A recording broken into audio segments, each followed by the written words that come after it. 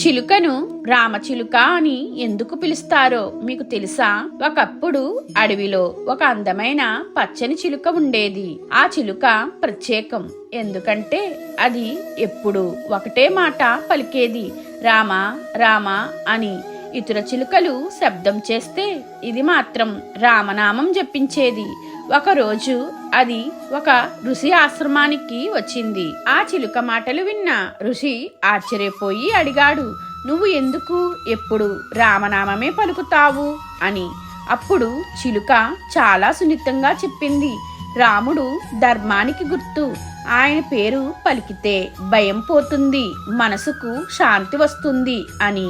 ఆ మాటలు విన్న ఋషి ఆనందంతో ఆశీర్వదించాడు. నీ నోట రామనామం ఎప్పటికీ వినిపించాలి, అందుకే నిన్ను ఇకపై రామచిలుక అని అంటారు. అప్పట్నుంచి రామనామం పలికే చిలుకను భక్తితో అందరూ రామచిలుక అని పిలవడం మొదలుపెట్టారు. ఈ చిలుక ఎందుకు రామచిలుక అయిందో మీకు ముందే తెలుసా? కామెంట్లో చెప్పండి.